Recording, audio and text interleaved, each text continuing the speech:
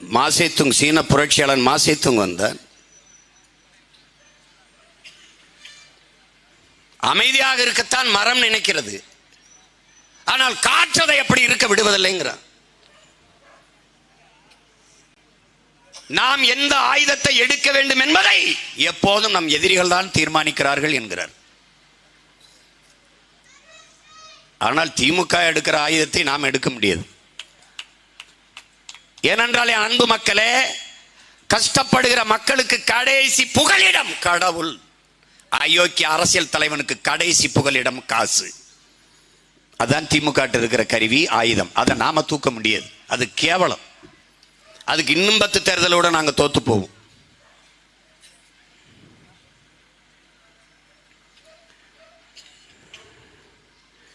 கொள்ளையடிச்சு வாழ்றத, திருடி வாழ்வதை பெருமையா வாழ்ற வாழ்க்கை, பெருமை சாதனைன்னு பேசுறது இந்த திராவிட. அதனாலதான் திருடர்கள் முன்னேற்ற கழகம் நாம சொல்றது காரணம் தான். ஒரு சிந்தனை கூட நல்ல சிந்தனை வராது, ஒரு சிந்தனை கூட நல்ல சிந்தனை வராது. வாயை திறந்தா போய் ஏமாற்று. நாங்க தான் படிக்க வச்சோம், நாங்க தான் படிக்க வச்சோம். உங்க நெஞ்ச தொட்டு சொல்லுங்க, குடிக்க வச்சது நீங்க, படிக்க வச்சது எங்க தாத்தா காமராஜ். இன்னைக்கு பேசுகிற, பாராளுமன்றத்தில் பேசுகிற என் அன்பண்ணன் ராசா அவர்கள் பெரியார் திறந்த பள்ளிக்கூடமா காமராஜர் திறந்த பள்ளிக்கூடமா? எதுல படிச்சீங்க? பெரியார் வந்து படிக்க வைத்தார். அண்ணாதுரை, நெடுஞ்செழியனை, அன்பழகனை, மதியழகனை அவங்களெல்லாம் யார் படிக்க வச்சது? அவங்களெல்லாம் யார் படிக்க வச்சது? எத்தனை முறை கேட்கிறேன், என்னத்தை படிச்சா? திருக்குறளை, சிலப்பதிகாரத்தை, மணிமேகலையை, சீவக சிந்தாமணியை, வளையாபதியை, குண்டலகசியை, 18 ஐங்குறுநூறு, அகநானூறு, புறநானூறு, இதையெல்லாம் எழுதினவனை எவன்டா படிக்க வச்சான்? பதில் இருக்கா? பதில் இருக்கா? இதைத்தான் நீ படிச்ச. அதை எழுதினவனை எவன் படிக்க வச்சான்? உலகத்தின் முதல் மொழி தமிழ், மூத்த மாந்தன் தமிழன். ஆதியில் பண்பட்டு நாகரிகம் அடைந்த முதல் இனம் தமிழ் பேரினம். உலகிற்கு அறிவியல், நாகரிகம், தொழில், வேளாண்மை எல்லாவற்றையும் கடன் கொடுத்த பேரினம் தமிழ் பேரினம். என் தந்தை பெரிய தகப்பன் நம்மாழ்வார் அவர்கள் உலகத்திற்கு அறிவை கடன் கொடுத்த ஒரே இனம் தமிழினம். நீ எங்க கிட்ட வந்து இதெல்லாம் பேசிட்டு கூடாது.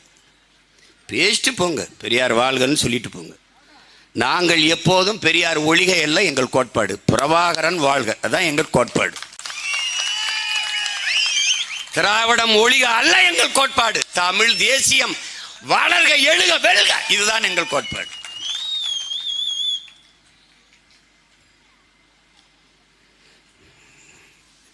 புரட்சியாளர் அம்பேத்கர் வந்தார்.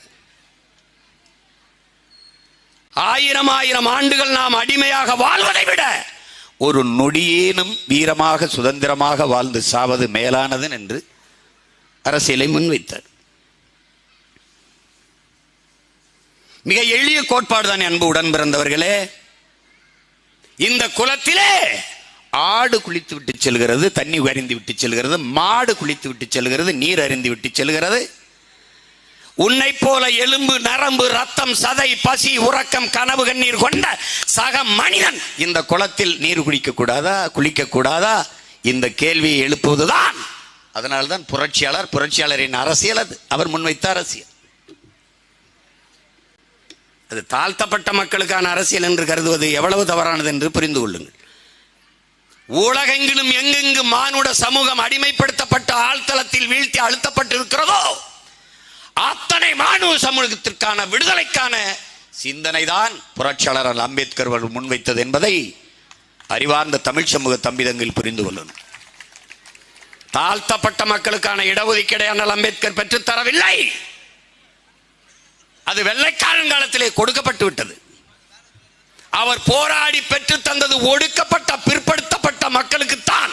பிசி, எம்பிசி என்று அழைக்கப்படுகிற மக்களுக்குத்தான் புரட்சியாளர் அம்பேத்கர் போராடி உரிமையை, பங்கீடை பெற்று தந்தார் என்பதை அறிவார்ந்த தம்பிதங்கள் படித்து அறிந்து தெளிந்து கொள்ளும்.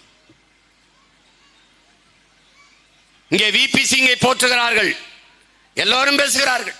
சட்டசபை ஐயா விபி சிங் அவர்களை, சமூக நீதி காவலர் விபி சிங் அவர்களை நாம் நினைவு கூறுகிறோம். நினைவு கூறு, அவருக்கு சிலை வை. ஆனால் விபி சிங்கின் சிந்தனையிலே 69 விழுக்காடு இடஒதுக்கீடை திணித்தவன் கொண்டு போய் சேர்த்தவன். இந்தியாவில் இருக்கிற எல்லா மாநில முதல்வர்கள், ஒடுக்கப்பட்ட பிற்படுத்தப்பட்ட மக்கள், அவர்களுடைய தலைவர்கள், பழங்குடி மக்களின் தலைவர்கள், நாட்டின் முதல் குடிமகன் எல்லோரையும் சந்தித்து இந்த இடஒதுக்கீடுக்கான தேவையை எடுத்து எடுத்து பேசி ஒற்றை மகனாக மண்டல் என்கிறவர் தலைமையிலே மண்டல் கமிஷனை அமைக்க வைத்து 69% இடஒதுக்கீடை பெற்று தந்த பெருமகன் நம்முடைய தாத்தா ஆனமுத்து என்பதை எவரும் மறுக்க முடியாது, மறக்கவும் கூடாது. இன்னைக்கு விபி சிங்குக்கு சிலை மதிக்கிறேன், நாளை உங்கள் மகன் வந்தால் எங்கள் ஐயா ஆனமுத்துக்கு சிலை விழா. ஏன் பேச சொல்லு திராவிடன? சரி, தர்க்கஞ்சி, நீ பெற்றுக் கொடுத்தியா எங்க ஐயா ஆனமுத்து பெற்றுக் கொடுத்தாரு? பேசு பாப்ப, உனக்கு என்ன தகுதி இருக்கு? என் தங்கச்சி காளியம்மா சொன்ன மாதிரி வீடு வீடுக்கு எண்ணி எத்தனை ஓட்டுன்னு நோட்டை கொடுக்க உனக்கு முடியுது, வீடு வீடுக்கு எந்தெந்த சாதி எங்க இருக்கு நீ எண்ணி அவனுக்கு இடஒதுக்கீடு கொடுக்க முடியாதாடா? டே, எப்படி இருக்கு பாருங்க. இந்த சாதி, இந்த ஓட்டு, இந்த வீட்டில் இத்தனை ஓட்டு, 10 ஓட்டு இந்த நீட்டு நோட்டு, இந்த நோட்டு நீட்டு இல்லை.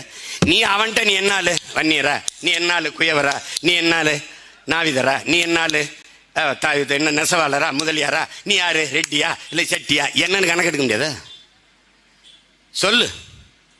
உடையாரா? யார் நீ? குடிகளின் எண்ணிக்கைக்கு ஏற்ப அவரவருக்கு உள்ளதை பிரித்து கொடுக்க முடியாதா? வீட்டில் எத்தனை ஓட்டு இருக்குன்னு எண்ணி நோட்டை கொடுக்க துப்பு இருக்கு உனக்கு? எத்தனை குடிகளில் எவ்வளவு பேர் இருக்குன்னு எண்ணி இடஒதுக்கீடு கொடுக்க முடியாதா? மாட்டா. ஏன் நீ ஏமாத்திக்கிட்டு இருக்க என்னைய? என் எண்ணிக்கைக்கு ஏற்ப எனக்கு தரல, நீ தரல, எனக்கு உரிய இடஒதுக்கீடு தரல. எப்ப? 60 அரை நூற்றாண்டுகளுக்கு மேலாக 60 ஆண்டுகளாக என்னை ஏமாத்தி விட்டாய். சீட்டிங் ஃப்ராடு, நீ சீட்டிங் ஃப்ராடு, என்னை ஏமாத்திட்ட. நீ எண்ணி சொன்னால் எழுந்துருவான் தமிழ வீதியில, நீ நடக்க முடியாது. எத்தனை காலமாடா ஏமாத்திருக்காங்க? இடஒதுக்கீட்டை தந்தது யார்? இவர்கள் தான். அருந்ததியருக்கு 3 விழுக்காடு, இஸ்லாமிய மக்களுக்கு 3.5, படையாட்சிகளுக்கு 10.5 இடஒதுக்கீடு தந்தது யார்? ஐயா எடப்பாடி. இடஒதுக்கீடை கொடுக்க முடிகிறது, சாதிவாரி கணக்கை எடுக்க முடியாதா? கொடுக்கிற உரிமை இருக்கிற உங்களுக்கு எடுக்கிற உரிமை இல்லையா? இருக்கு, ஏன் எடுக்கல? எடுத்தால் தெரிஞ்சிடும். படையாட்சி எத்தனை? 2 கோடியா? இவ்வளவு கொடு. கவுண்ட எவ்வளவு? 2.5 கொடு. தேவர் எவ்வளவு? தேவர்னா மொத்தமா தேவர. கல்லர் எவ்வளவு? தனியா என்ன? அகமுடையர் எவ்வளவு? மறவர் எவ்வளவு? என்ன? நாடார் எவ்வளவு? கோனார் எவ்வளவு? உடையார் எவ்வளவு? செட்டியார் எவ்வளவு? முத்தரையர் எவ்வளவு? என்ன? வண்ணார் எவ்வளவு? குயர் எவ்வளவு? குறவர் எவ்வளவு? என்ன? என்ன? மனச்சான்றோட ஆட்சி செய். நீ மனச்சான்றோட ஆட்சி செய்.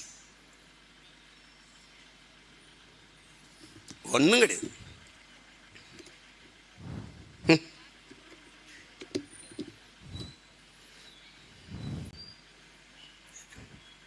எத்தனை கோட்பாடுகள், எவ்வளவு தத்துவங்களை உள்வாங்கணும்?